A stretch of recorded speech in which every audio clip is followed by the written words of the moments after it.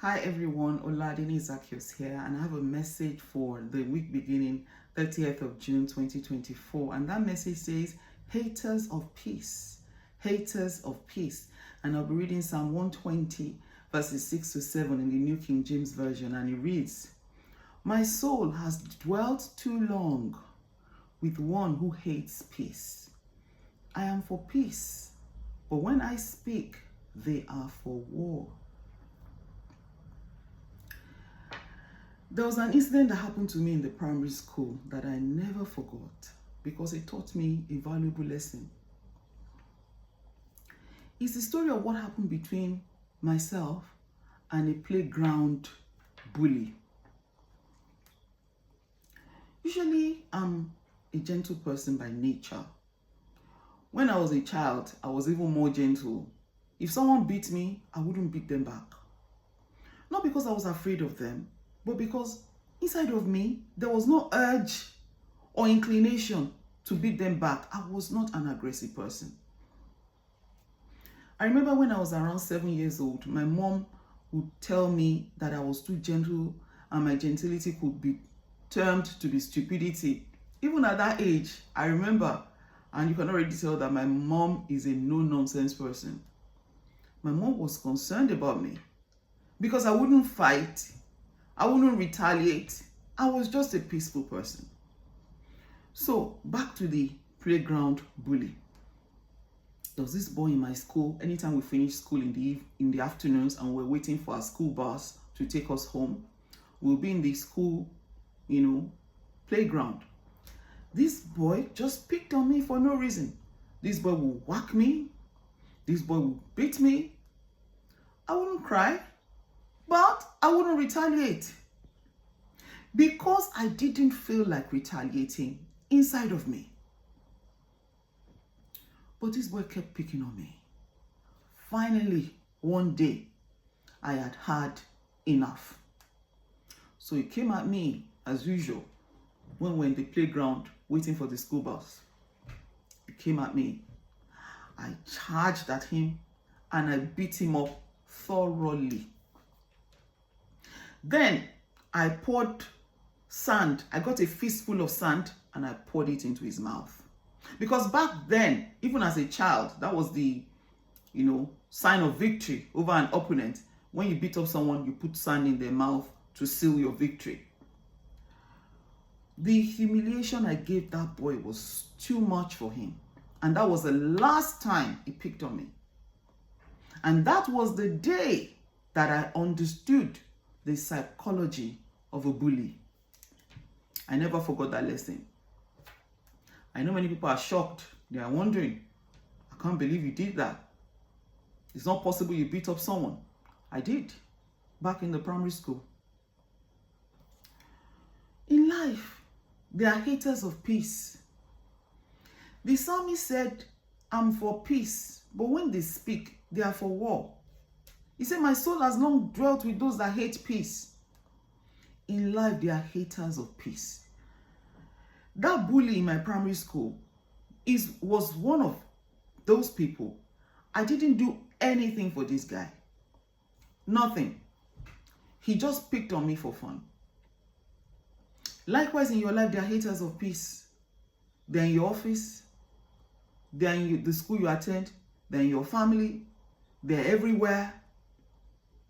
The hater of peace could be a close friend, in quote. You may live together or you may not live together. In fact, the hater of peace could be your husband or your wife. And that is the worst kind. You can avoid every other hater of peace. If you have somebody that hates you at work, you only go to work a few hours in the day. After work, you come home, and of course, they don't follow you to your house. If you have a friend that is a hater of peace, you can unfriend the person. But if your spouse is a hater of peace, it is a bad situation. But what can you do if you find yourself in that situation? I want to tell you 5 things you can do. if you are living day in, day out with a hater of peace. Number one, escape. If the person is physically violent towards you, you need to escape physically from that situation. But if the person is not physically violent, you may choose not to leave that situation. But you can escape the situation by having a hobby or business interests that reduce the time you spend with the hater of peace. You can arrange it such that you spend 1 hour or 2 with the hater of peace. And that was why during the lockdown in 2020, there was a surge in divorce. Because many people were using work to avoid the hater of peace in their lives. Unfortunately, during lockdown, they were now together 24/7. The second thing you can do to the hater of peace is don't engage. When the hater of peace says something nasty to you, receive grace from God to ignore. The third thing to do is engage. Confront. You're probably saying, what do you mean? Are you not being contradictory? No. Most times you don't need to engage. In fact, many people engage unnecessarily.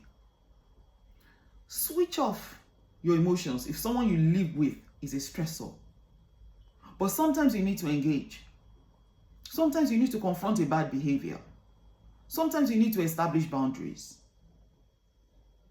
And if you don't engage often, like I said, my point number 2, when you do engage, that person will understand that you mean business and they will listen to you more than if you engage too frequently. Number 3, overcome hatred with love. That is why God says in the book of Romans, don't be overcome with evil. Overcome evil with good. Don't repay the hater of peace in his or her own coin. Sometimes that season with the hater of peace is what it is. It's just a season. It's not going to last forever. It's a trial of faith.